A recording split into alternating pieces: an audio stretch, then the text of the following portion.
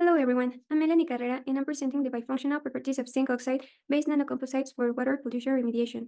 Other members of this investigation are Jesús Soto Hernández, Enrique Samaniego Benítez, Ángeles Mantilla, along with CONACYT, Centro de Investigación en Ciencia Aplicada y Tecnología Avanzada, Instituto Politécnico Nacional y Instituto Tecnológico de Estudios Superiores de Monterrey.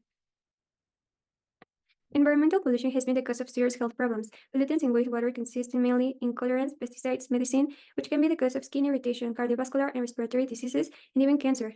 We can also see the presence of heavy metals such as hexavalent chromium, which is a very usual product derived from industry processes. In addition to that, chromium has become a great concern due to its high solubility in water, toxicity, and the large amounts of emissions caused by textile and chemical manufacturing industries.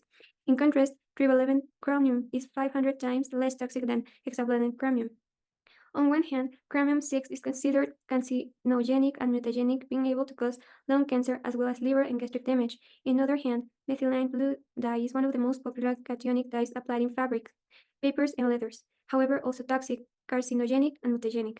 Thus, the synthesis of a hybrid photocatalyst zinc oxide, nickel, and silver through the combination of several techniques and the photocatalytic evaluation in the chromium-6 and methylene blue photocatalytic avoidment under UV light irradiation is presented in this work. Going into the experimental part of the zinc oxide synthesis consists in two main stages. The first, the obtention of zinc hydroxide using co-precipitation route, zinc oxide, and nickel heterostructure was performed by reflux method with a 10% WT of nickel in respect to zinc. Then the photodeposition route was employed to obtain a hybrid photocatalyst of zinc oxide, nickel, and silver.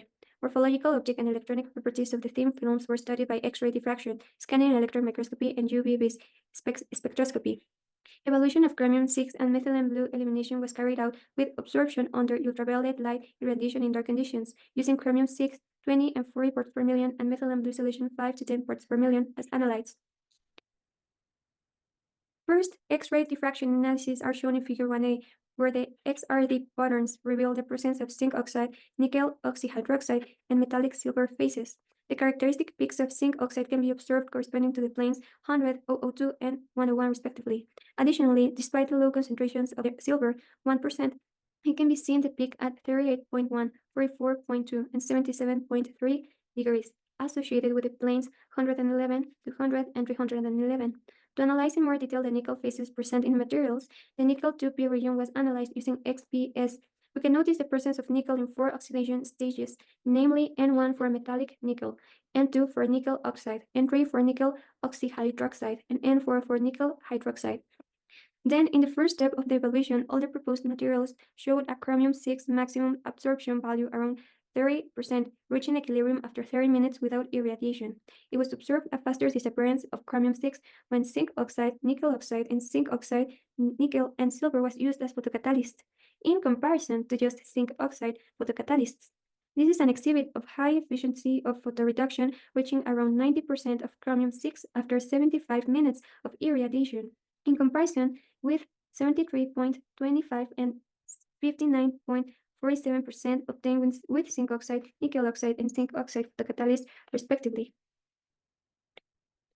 It is observed that all materials show a relatively low absorption in dark conditions, but photodegradation significantly increases when the samples are exposed to an UV source.